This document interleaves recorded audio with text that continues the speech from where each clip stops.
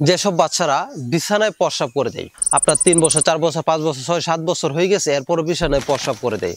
এই প্রস্রাব করাটা যদি বন্ধ করতে চান তাহলে আমি একটা টোটকা বলে দিব। আপনি যদি এটা অ্যাপ্লাই করেন তাহলে সম্পূর্ণ বন্ধ করতে পারবেন। দেখেন, আপনার বাচ্চাকে নিয়ে যদি আপনি কোনো জায়গায় বেড়াতে যান বা কোনো জায়গায় যান, যদি প্রস্রাব করে দেয় তাহলে কি একটা লজ্জা শরমের বিষয়। এটাকে তো যদি আপনি মুক্তি পেতে চান তাহলে আপনাকে কি করতে হবে, ভালো মানের খেজুর নেবেন। ভালো মানের খেজুর, যে কোনো ভালো মানের একটা খেজুর নেবেন, 1 পোয়া দুধ নেবেন।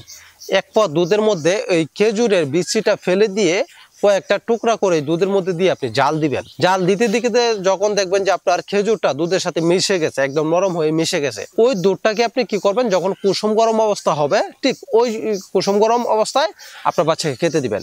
প্রতিদিন একবার যদি খাওয়ান বাস তাই যথেষ্ট। যদি 2 বার খাওয়াতে পারেন তাহলে আরো ভালো। এভাবে যখন 3 থেকে 4 দিন, বেশি না, 3 থেকে 4 দিন যখন আপনি খাওয়াবেন, তখন ইনশাআল্লাহ দেখবেন যে আপনার বিছানায় প্রস্রাব করা আস্তে আস্তে বন্ধ হয়ে যাচ্ছে। 3 থেকে 4 দিন খাওয়ানোর পরে ইনশাআল্লাহ আপনি রেজাল্ট পেয়ে যাবেন। এটা খেজুর আর দুধের এমন একটা শক্তি উৎপন্ন হয় যেটা আপনার প্রস্রাব ধারণ ক্ষমতা বাড়ায়। শিশুরা যে বিছানায় প্রস্রাব করে দেয় এটাকে সম্পূর্ণ রোধ করে। অবশ্যই ফ্রেন্ডস, যদি এই ধরনের নিত্য নতুন ভিডিও পেতে চান অবশ্যই পেজটি ফলো দিয়ে রাখুন এবং অবশ্যই ভিডিও একটু শেয়ার করে দিন, অন্যদেরকে জানার সুযোগ করে দিন।